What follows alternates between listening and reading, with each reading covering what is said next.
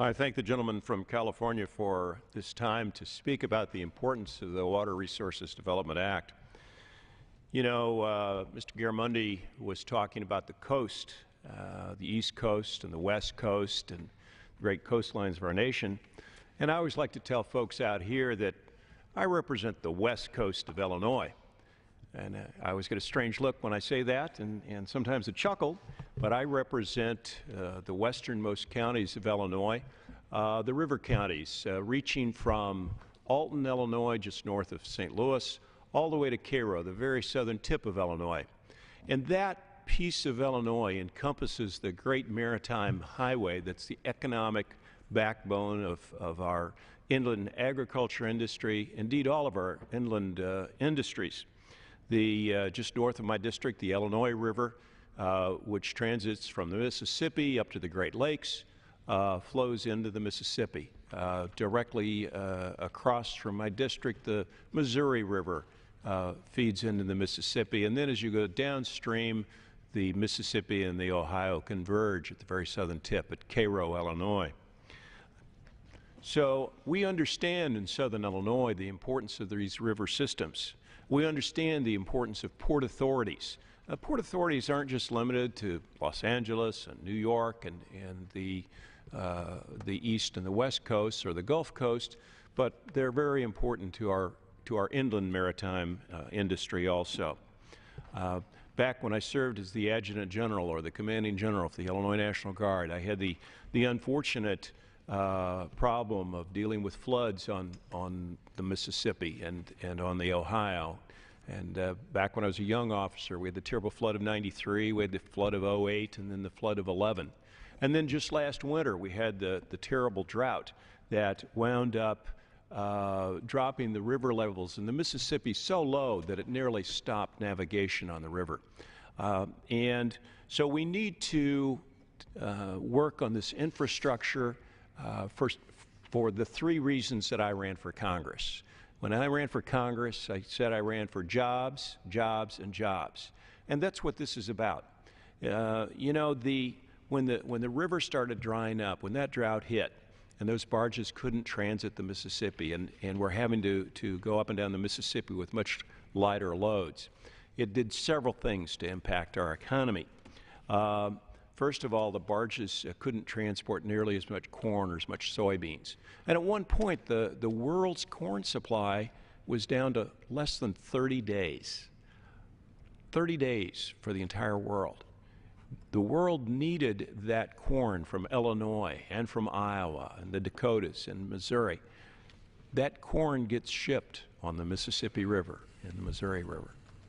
And when that river was drying up, that corn didn't flow. And coming upstream is the oil that goes into the refineries at Wood River, Illinois, the steel that gets processed at the steel mills in Alton, Illinois, and Granite City, Illinois, and the fertilizer that goes on the fields throughout southern and central Illinois. There are several provisions in this bill that have passed through the Senate that we think need to be added to the House bill that would help those navigation requirements on the Mississippi River. Additionally, we have provisions in the bill that, as Mr. Garamendi talked about, would improve the levee system.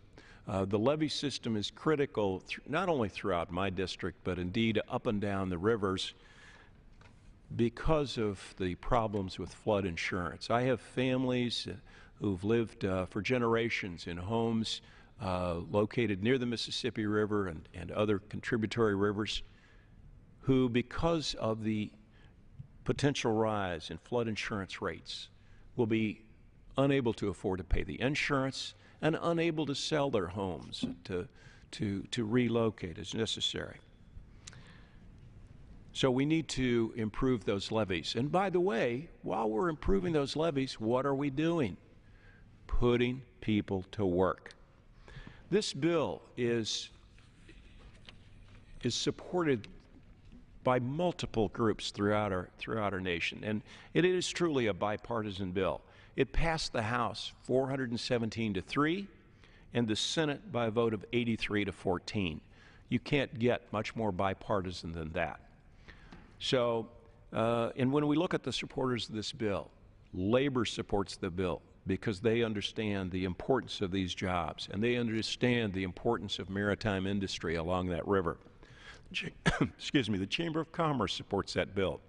The National Association of Manufacturers, the American Farm Bureau, the Illinois Farm Bureau, all support this bill because it's important to all of those industries, to all of those jobs.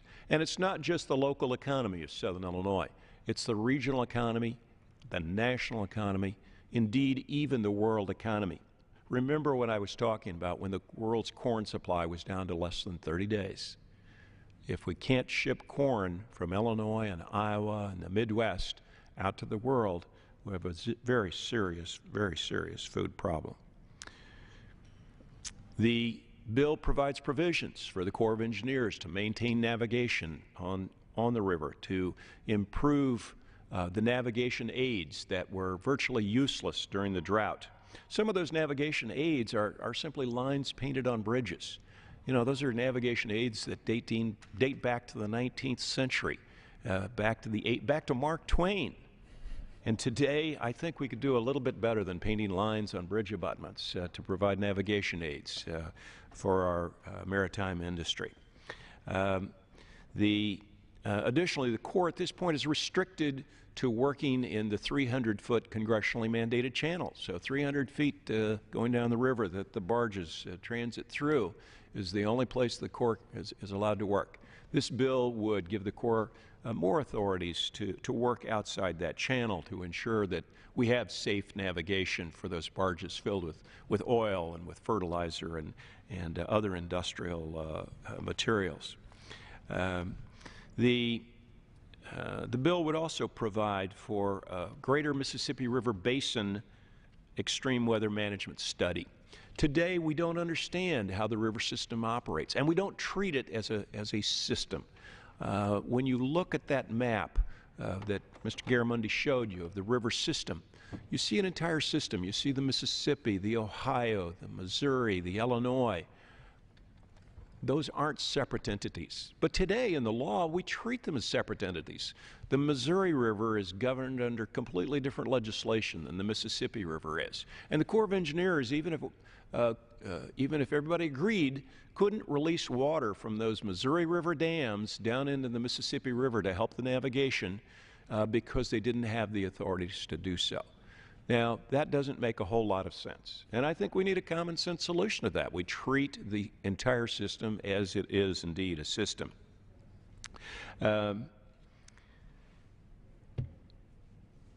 Another issue that we need to consider are the locks and dams. Many of those locks and dams are 70 years old. They're in need of maintenance. They're in need of improvement. Those locks and dams, many of them are only 600 feet, and for efficiencies, they need to be 1,200 feet in order to get the barge tows through. That'll do several things. It will help the economy by lessening shipping costs, by making the cost of transportation for that corn, for that fertilizer, for that oil that gets refined into gasoline, dropping those transportation costs, making it less expensive to process and to buy. It would also be good for the environment because by using bigger tows, you're burning less fuel to ship the same amount of goods. And shipping by barge in the inland waterways is by far the most fuel-efficient method of transportation compared to either rail or trucking. So clearly, for all of those reasons, we need to get this bill passed. We need it for, remember my three issues? Jobs, jobs, and jobs. For Southern Illinois, for the region, for the nation. I yield back to the gentleman from California.